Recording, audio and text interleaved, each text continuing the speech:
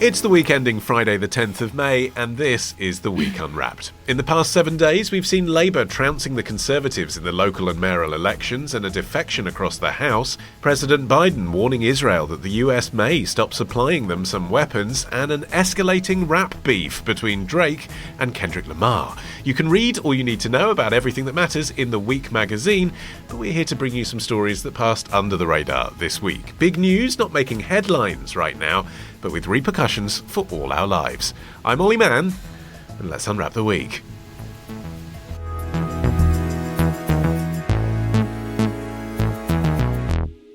And joining me today from the week's digital team is Rebekah Evans and Sorcha Bradley, and we welcome back BBC Sports journalist Emma Smith. Sorcha, you're up first. What do you think this week should be remembered for? Is the tide turning on kids getting hitched? I grew up in a small village in southwestern Kenya, predominantly the Maasais. So if you've gone to Kenya, we are like the tourist destination. And growing up, I learned that I had a husband. I tell people 5 years old, but as long as I knew that there was a husband that was waiting for me. This husband would pass by, and I'm constantly reminded that your husband just passed by. Everything I did, and it was a good thing because I was marriageable and because my mother was hardworking, so the other family booked me. And it was seen as like, that's the best thing that a girl. So growing up as a Maasai girl, the thing that you're told to be is to be able to get married, have a family, and take care of your own. Educator and activist Dr. Kekenya Nataya speaking at Global Citizen Now, an event in New York on Friday, about her experiences as a child in Kenya. But Sorcha, it seems child brides are an issue there in the United States as well.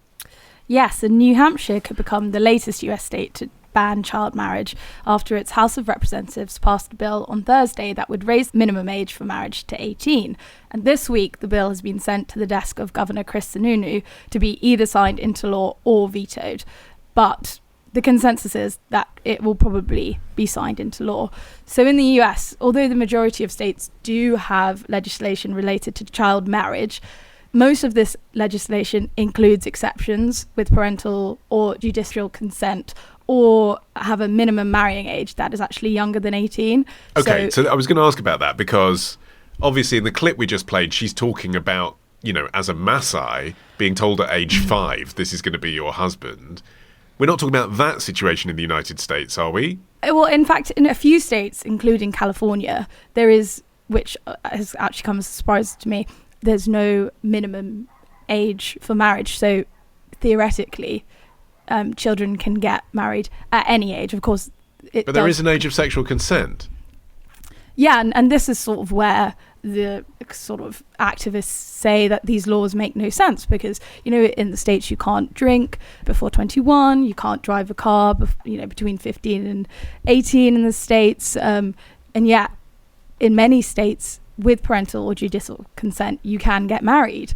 And yet at the same time, Rebekah, there are certain legal rights that only come to you when you reach 18. So that's the issue. Even if you take out, let's say, the under 16-year-olds, if you say, well, we want in our state 16 and 17-year-olds to be able to get married if they want to, we don't want to ban that. The issue is that if you're coerced into a marriage, you don't have the legal recourse to do anything about it until you're 18. Well, yes, exactly. I mean, as you mentioned, there's only certain legal rights that come to you at age 18 because that is considered to be the age of adulthood. So there's a lot of people who are sadly, a lot of women and sometimes men who are trapped in these marriages, but they don't have anything to do about it because they don't have the ability to get a divorce because you have to be 18 to be able to petition for divorce in certain circumstances.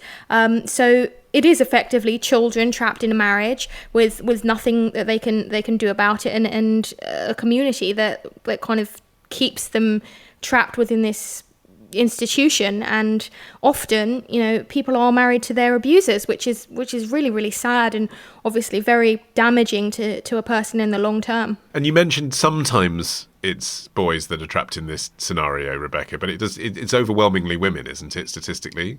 Yes, overwhelmingly it is women.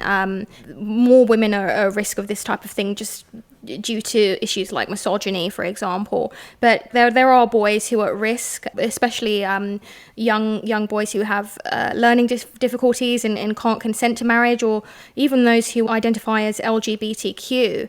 So it is an issue that primarily affects young girls, young women, but there's also the other side of the coin to consider. Yeah, I mean, it's not just California that doesn't have a minimum age for marriage. It's also Oklahoma, New Mexico, Mississippi. Were you shocked by this as well, Emma? I really was. I was shocked by the extent of it, both in terms of those range of states with no age floor in terms of marrying age, and across a range of, political leanings as well, with blue state like California, red states like Mississippi. And in terms of the sheer numbers, statistic that 300,000 under 18s, an estimated 300,000 under 18s were legally married in the US between 2000 and 2018, particularly common among conservative families, But yeah, I mean, the sheer numbers in what we think of as a developed Western nation really is quite staggering. Yeah, but who does this affect, though, Sorcha? Because on that panel that we just played in a little clip from, we had a woman talking who was from an Orthodox Jewish community. We had the woman we just heard from there who was talking about her experiences in Africa. So in terms of, I suppose, mainstream public opinion, as opposed to racial groups that are more segregated, is this something that is present in people's minds in the United States? It's interesting, some of the arguments that have been made against banning child marriage entirely in sort of more conservative states. In West Virginia, a Republican senator argued that teen marriage was part of West Virginia's culture. And of course, in other states such as Wyoming, legislators have argued it would limit parental rights, and also have made sort of religious freedom arguments as well. I think that is actually, a really, in terms of sort of the religious factor, it's something that it kind of maintains child marriage in the US. But that speaks to societies where, in the case of abuse and rape, the families and the people in the community would be happier that their young women got married to cover that sin, as they see it, than to deal with the person who abused them in a criminal way. Yeah, so it's interesting. Amongst more what you probably consider more progressive groups, such as the American Civil Liberties Union in California, actually they've argued against entire bans on child marriage for some of these reasons, because they say some people from some communities under 18s, they would rather get married if they got pregnant out of wedlock, and taking away this option of getting married, despite the fact they're under 18, takes even more options away from them if they feel that they can't, get an abortion, or it would be socially unacceptable, and therefore would actually push them further from the reach of social services. So that's like the argument that has been made in California amongst even what we'd deem progressive groups, who we might imagine would be fully for outlawing child marriage in its entirety. However, lest people feel smug listening in the UK, Rebekah, it's not been so long that we banned child marriage here. Well, exactly. We can't really get on our high horse about child marriage too much in the UK, specifically because in England and Wales, the law was only changed to increase that legal age of marriage to 18 in 2023, so last year. Before that point, 16 and 17-year-olds could get married with parental consent, but charities argued that that rule was being exploited to essentially coerce young people into child marriage. Now, the rules haven't changed in Scotland, where the minimum age is 16 without parental consent, and in Northern Ireland, where it's 16 with consent. So yes, the rules have changed, but some people are still concerned about legal loopholes, so to speak, or the practice being kind of driven even more underground than it was before. Yeah, and the evidence bar is lower than it used to be, isn't it? To find someone of being guilty of trying to arrange a marriage for young people. You basically, even like a unofficial religious ceremony rather than a state one, that would count. Well, it's illegal to arrange for children to get married under any circumstances now, whether or not force comes into play. So I suppose that's a positive step forward.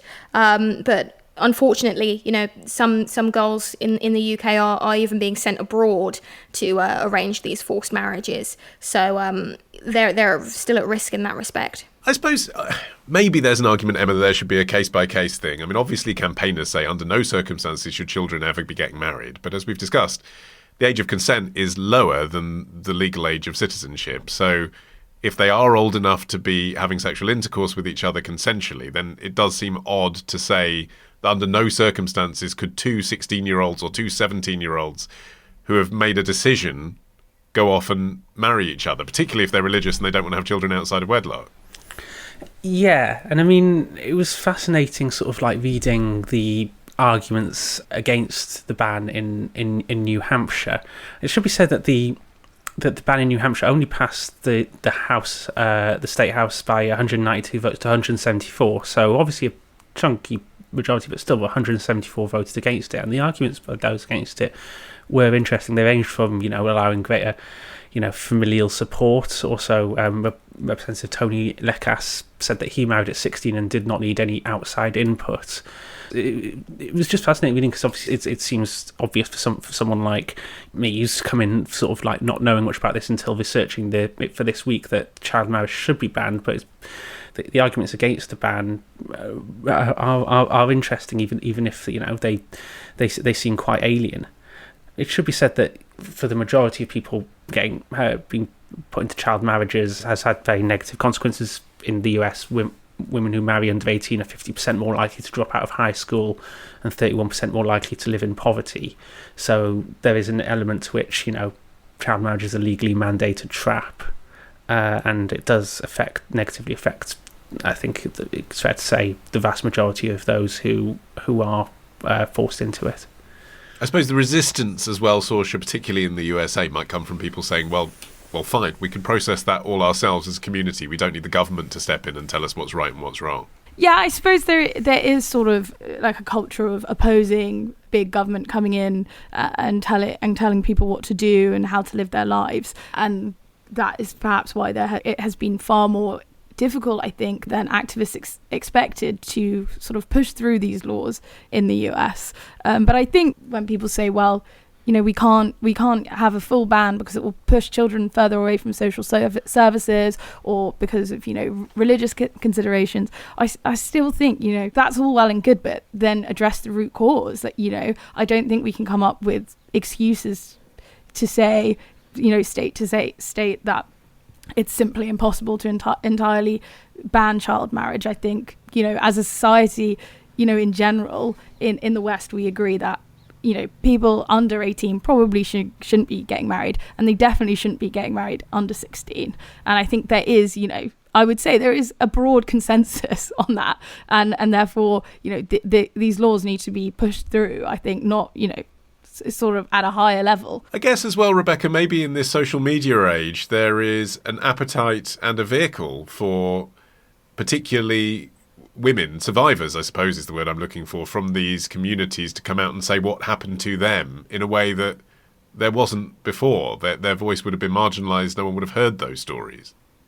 Sure, absolutely. And I think that's so important for survivors to speak out about what has happened to them, because even some experts in this arena, such as Dr. Surwat Sohail, who is the CEO of the Roshni charity in up north, she said that cases of forced marriage are much higher than reported because some survivors don't even realise what's happened to them until much later down the line. You mean they don't see it as themselves having been groomed or, coerced? Yeah.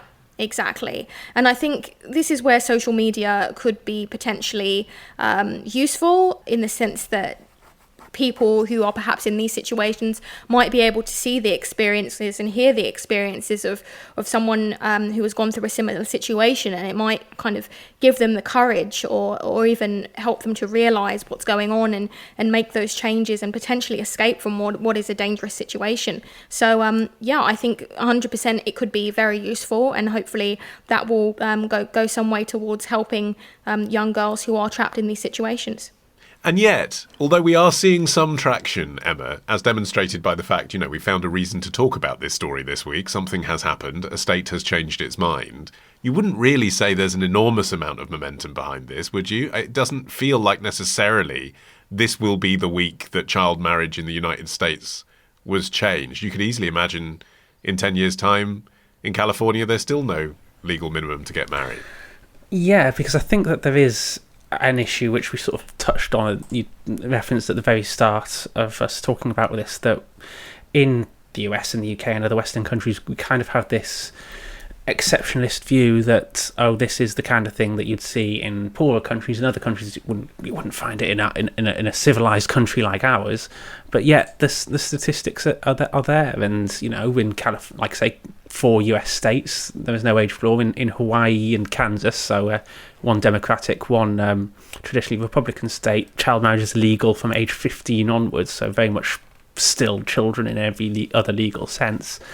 And in the UK, as mentioned, it was in England and Wales only banned for under 18s last year, and those found guilty of arranging child marriages in the UK still face sentences of up to 7 years in prison. So it is a fairly hefty punishment, but not necessarily the incredible, like that's for the very top end of offences. So there is certainly an element to which we in the Western world have an exceptionist view of this, and while that remains, child marriage will continue to be a present issue, even if it's a present issue under the general news radar. I mean, Rebekah, to the extent that this is an issue of particular ethnic communities, do you think there's been a nervousness or a squeamishness from the authorities to intervene for risk of being seen culturally insensitive, even if ultimately it's about protecting children?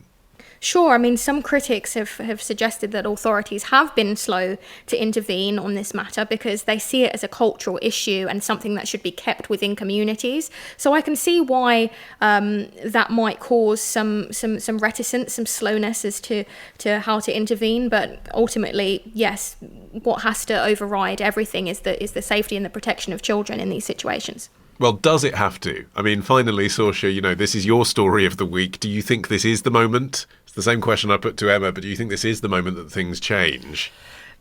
I'd like to say yes, but I don't think so. There's still 38 states in the United States which allow some form of child marriage. So there's clearly an incredibly long way to go. And activists have said that they have found it far more difficult than they anticipated to sort of, push this legislation through. And they've encountered all sorts of resistance from, people across the political spectrum. So, as much as Americans would maybe like to think that this is sort of a problem that only occurs in developing countries and overseas, actually it's incredibly ingrained into the US and how it operates, and I don't think that's going to end anytime soon, although obviously I would love to see it end in the next decade.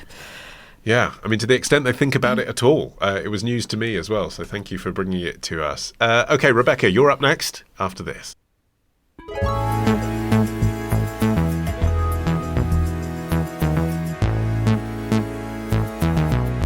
Okay, Rebekah, your turn. What do you think this week should be remembered for? This week, we learned about another inequality in our health system. I don't think I would probably be here if I hadn't had the help. I haven't really thought of that. Yeah, I don't think I'd be here. Neither would my little girl, I think. Former mental health patient Hasvi Chimotanda speaking to ITV News on Saturday. Rebekah, what's her story and why were ITV News covering it? Yeah, so she was discussing her experience with what is sadly common postpartum depression, and that is a worrying trend amongst black women, which has been seen in my story this week, which is new analysis of NHS figures by The Guardian that showed black mothers are over twice as likely to be admitted to hospital with perinatal mental illnesses than their white counterparts, and that's despite accounting for less deliveries. Right. I mean, why has this news kind of come out this week? Has anyone ever bothered to look into those statistics before, I wonder?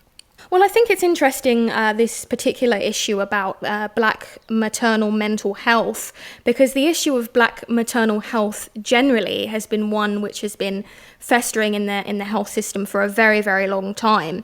Black women have been experiencing major disparities in various aspects of maternal health throughout many, many years. I mean, we can look at maternal mortality rates that show black women in this country are nearly 4 times more likely to die in pregnancy, for example. But I think what's particularly interesting this week is the focus on maternal mental health, because mental health is obviously something that we're becoming more comfortable talking about. Thankfully, there's less of a taboo there. We've still got a way to go, obviously, but particularly black maternal mental health, I think, is a particularly interesting issue to explore, and I'm kind of grateful that the data has gone into it this week. Yeah, I mean, they're quite disturbing statistics, Emma, but I guess as well that if you bear in mind that black women are more likely to come from an economically disadvantaged background, there'd be an obvious counter to it, which is this about race at all, or is this just a proxy for poverty, actually? You know, if you're poorer, you're more likely to have these issues. I think there's an element of both. I mean, the statistics, as you say, are shocking, but they're not hugely surprising. They follow the trend of mental illness being more prevalent among black people in the UK. They're 4 times more likely to be detained under the Mental Health Act in this country, and 10 times more likely to be subjected to a community treatment order. The reasons behind these statistics are things such as, black people more likely to be living in poverty, more likely to suffer insecurity when it comes to housing and things like that, more likely to suffer discrimination. And this week's story shows that disparity extends as far as our maternity services. Yeah, I mean, when it comes to this particular issue, Sorcha, of postpartum depression, that's something that wasn't really being discussed in the public square until quite recently at all. Yeah, I think that, there has been quite a lot of stigma historically surrounding postpartum depression and sort of postpartum mental illnesses, and there still is. And healthcare specialists do think that the increased frequency of admissions for black women for mental health issues in postpartum is driven by stigma as well, in their community, and that black women and ethnic minorities are far less likely to access sort of community mental health services and perinatal services. And so when these women do present to mental health services, they're often at a crisis point and are suffering far more severely. And there is also, an issue in certain communities, if they've recently migrated to this country, they can be far more isolated. They, maybe don't speak the language fluently. And those are all things that, can increase mental health problems, as we can well imagine. And there is some, sort of mental health professionals do think there is something, particular about moving country, moving away from, your community, and coming into a new one that can particularly drive mental health problems when you're pregnant or after pregnancy. So there is a lot of work that needs to be done, to sort of remove stigma, and also in sort of these communities to get women to open up, and also to ensure that, women from ethnic minority backgrounds and women who have recently migrated to the UK as well can access services, and that it is available to them and it's made as easy as possible to them. You were nodding through a lot of that, Rebekah. Yeah, I think the access to services is very important, and the stigma surrounding the idea of mental health within ethnic minority communities, specifically the black community, a lot of kind of pull yourself together, you've got to be strong, you've got to be, there's a lot of pressure for new mums, I think, of all races, but particularly when you look at backgrounds of people who have gone through so much, with racism and migration and all of those issues that they've had to contend with. I think a lot of black women feel the pressure to be kind of perfect, those kind of cultural pressures. But also there was this sense, I read an article that you forwarded through to us, which was about a related but not exactly the same issue, which was a black woman talking about just the experience of giving birth as a black woman in the NHS, where her midwives were black, but she felt that she was treated differently to a white mother because there was a sense that she should somehow be a strong black woman, and that even the midwives, she felt, had that cliche in their minds about her abilities, that she could endure more than a white patient might. Well, exactly, and it just goes to show how far these stereotypes and these essentially incorrect ideals are perpetuated to the extent that even within ethnic minority healthcare professionals, they can have this kind of mindset towards that. And I think that's where, I think a lot of the time we would automatically think that representation within the healthcare profession might solve a lot of these problems. But that goes to show that it's just not necessarily true, and that there's kind of needs to be a more wholesale approach, a more kind of radical overhaul of the way that we're approaching black women in the maternal space. Do you think it is harder for black women to even identify that they have postpartum depression just because the conversation isn't out there, never mind it being suppressed? Potentially so. I mean, I think it might not be being discussed in their immediate communities, right? So in the time of a pregnant woman's life, she's perhaps the strongest she'll ever be, but perhaps the most vulnerable she'll ever be at the same time. And I think a lot of the time pregnant women will turn to their mothers, their aunts, their immediate friends, their immediate family, people who have gone through this kind of experience. And if it's not being discussed, then perhaps they don't know much about it, and they might not know how to identify the signs, which is, I think, circling back to Sorcha's point, why accessing these services and raising awareness of these services is so important. And being aware, just the whole public being aware, I guess, Emma, of these disparities existing.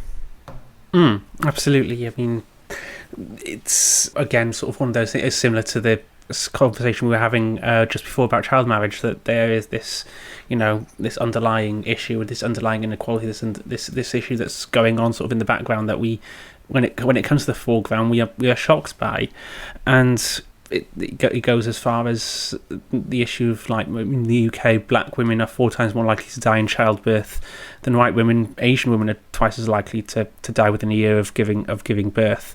So it certainly sort of brings into sharp relief these long-standing inequalities which do exist within British maternal care. So, do you get the sense, Sorcha, that the NHS are actually going to pay attention to this article, that governments and governments in waiting are going to be doing something about these statistics? What next? Well, you'd hope so. In the March spring budget, sort of improving maternity care was mentioned, and the government is putting £35 million worth of investment towards specialist training for staff and additional midwives to improve maternity care.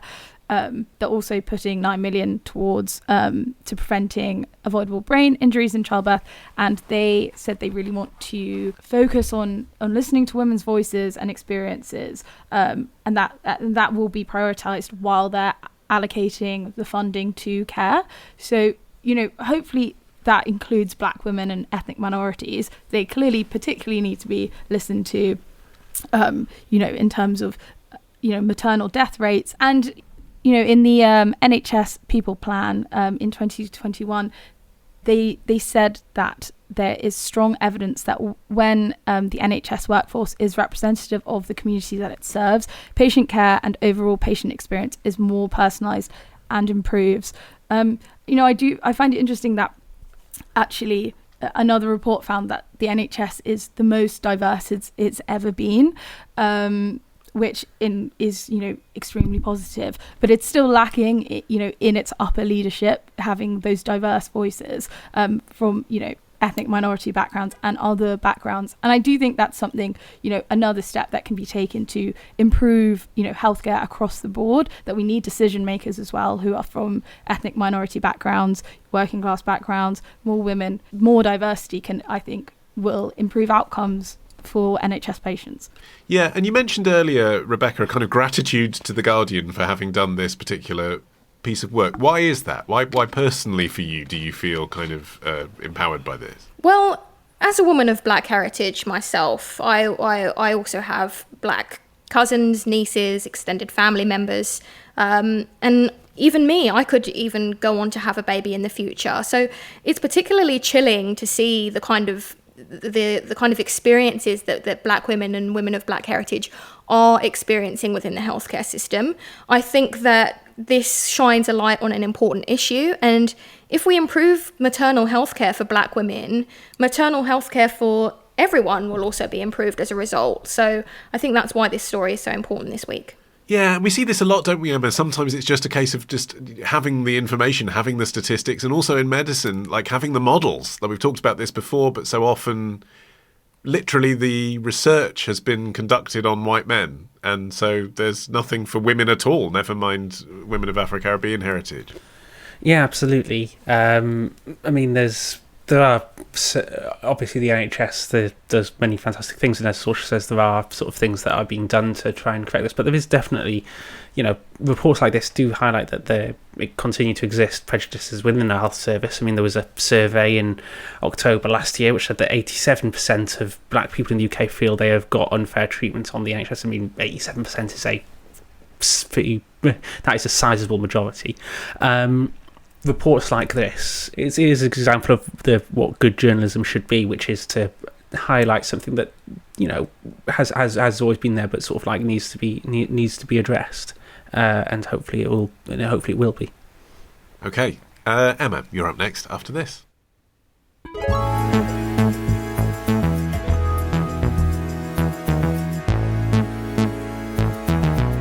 Okay, Emma, you're finishing the show. What do you think this week should be remembered for? This week, the richness of olive oil became only for the rich. Well, I'm going to go for it. Let's see. I don't care for just tasting olive oil, but that is a thing that people do, so I get why this might be a fun game. Sorry, I don't care for that one, so God. A was like a little more like fruitier and a little more like neutral of the olive oils. That's really strong, like heavy on the palate. Let's see if this one is my winner. It tastes like olive oil. I can't wait to get this like absolutely wrong. I'm gonna go least expensive. A is mid-level and C is most expensive. Oh! Holy! I can't believe I got that right. Areta Itar, chef of Gramercy Tavern, New York, taste testing olive oil in a video posted to food channel Eater on Friday.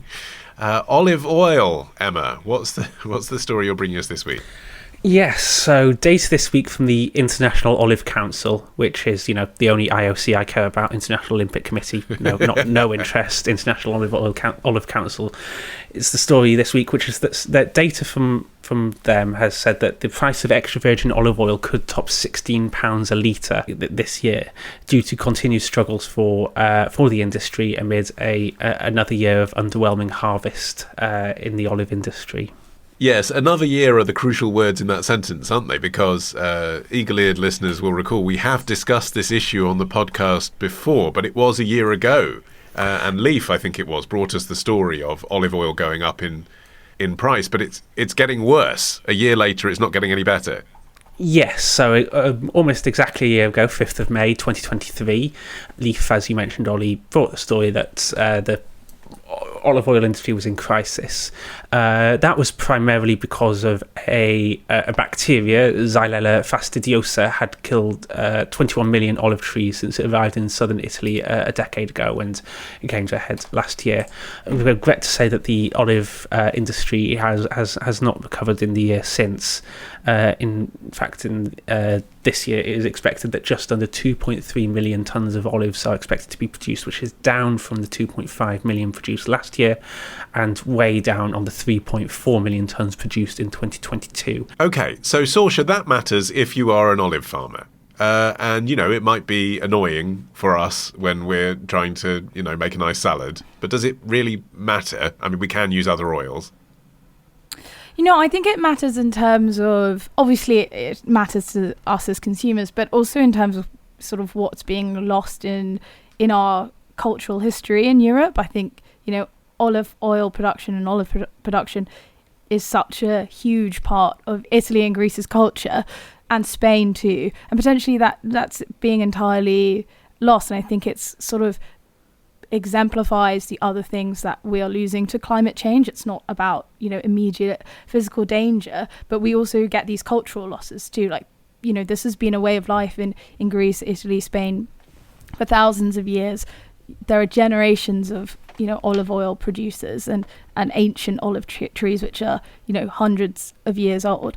And that's all being lost. I think it's, it's good it's good to reflect on the wider things that we're losing to climate change as well. Yeah, and even if the olive trees come back, Rebekah, and olive oil gets cheaper again, I suppose people will have a chance to sample other oils. This is a stupid thing to say, but, this reached my Saturday edition of The Times, I noticed last weekend. There was an article in the magazine about olive oil's expensive. Here are some other oils to try. And it was saying, use sunflower for this, use rapeseed for that.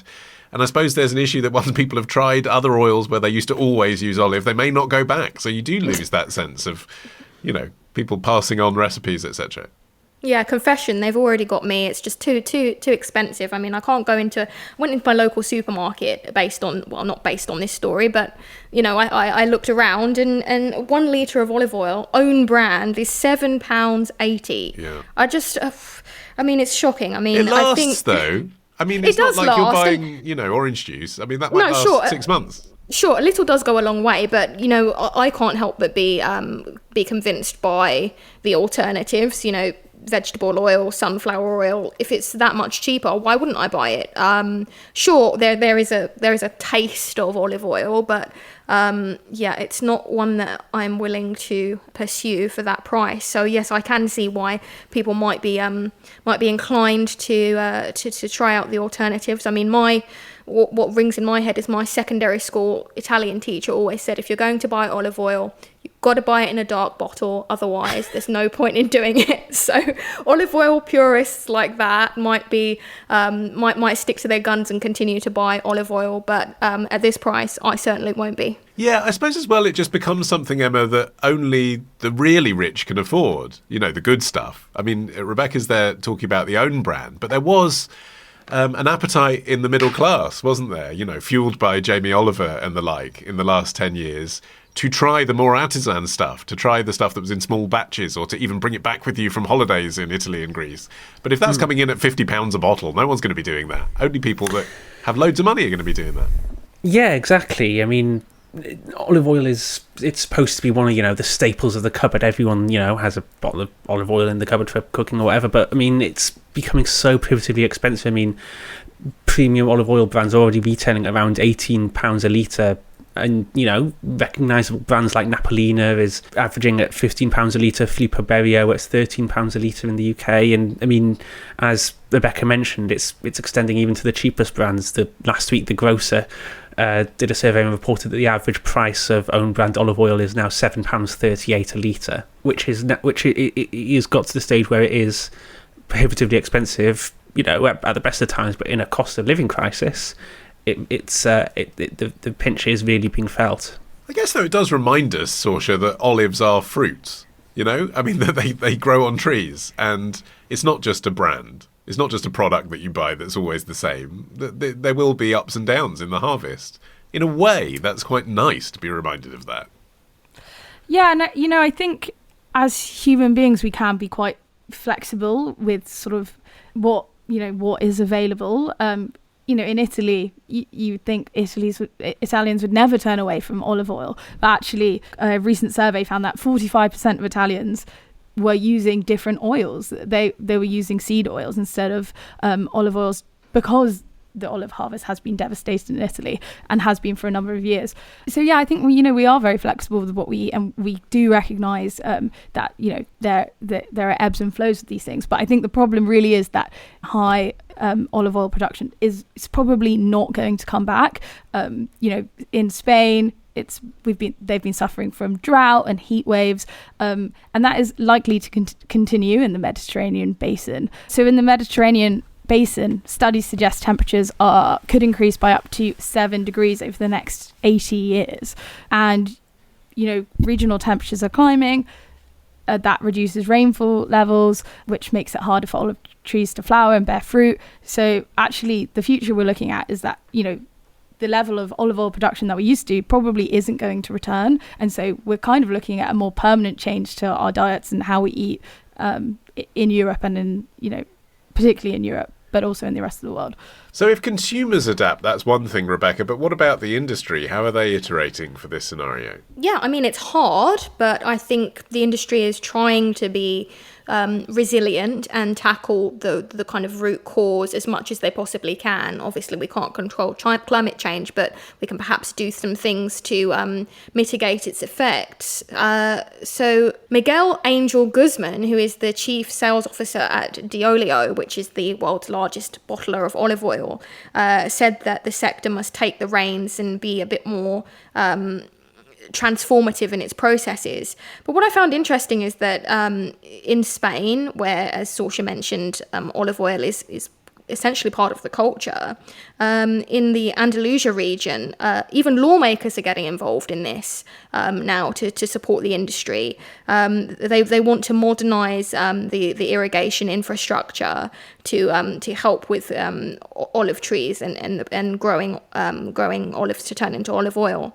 In Greece, there's been some awareness raised of the whole cultivation process and the techniques that could potentially be used to make olive trees more resistant. So yeah, it's going to be an uphill battle in terms of fighting back against climate change, particularly at the speed at which climate change is progressing. But I think trying to do something now is better than doing nothing. Whether these measures are too little, too late is yet to be seen. And what about for us listening to this, Emma? What should we be doing about it? Should we be stocking up now? Is the price going to get even higher? Well, there is hope that this has been a spike in prices that, will be able to drop off. I mean, there's hope that a large part of the spike in prices, as Sorcha mentioned, is because of the climate in the Mediterranean, the droughts in Spain and stuff like that. There's hope that with more clement weather this year, and also the bacteria mentioned, Xylella fastidiosa, was not as devastating as suspected when it was our story a year ago. So there is hope that the industry will be able to recover. However, as mentioned, there are certainly going to be long-term knock-on effects, and so there are, it's worth considering alternatives to olive oil, things like rapeseed oil, sunflower oil, particularly used in cookings, and also in terms of dressings and stuff like that. But it certainly will have a knock-on effect, and for a variety of reasons, not least health benefits. I mean, olive oil has numerous benefits. It's good for your heart. It's good for your blood pressure. So there is certainly going to be a need to adapt, certainly in the short term, because of these sky-high prices. Hey, here's a hack that was in that Times article that I read. When you're making dressings, drain the olive oil from jars of things that are preserved in olive oil and use that. So you can have sun-dried tomato olive oil on your salad from your jar of sun-dried tomatoes, and you can have chili olive oil from your jar of chilies. Simple but effective. That stuff just goes in the bin otherwise, doesn't it? It is. It's a genuinely good point. I mean, it sort of plays into, the, as I've mentioned time and time again, cost of living crisis, people having to find ways of, scrum together pennies and anything they can. It's a good hack. It's actually a life hack that makes sense. There you go. Unlike most I'm not sure I'd want to put the mackerel olive oil into my pesto. I'd probably draw the line there. Yeah. Sorcha looks intrigued though. I think it sounds quite nice, actually. You're coming round for dinner, open-minded. My thanks to Sorcha, Rebekah and Emma. That's it from us. You can follow the show and get every single episode for free as soon as it's released. Just search for The Week Unwrapped wherever you get your podcasts and tap follow. You can also get 6 free issues of The Week magazine with a trial subscription. Just go to theweek.co.uk/subscribe. Accept no substitutes there. There is no rapeseed equivalent. In the meantime, I've been Olly Mann. Our music is by Tom Morby, the producer, Ollie Peart at Rethink Audio. And until we meet again to unwrap next week, bye-bye.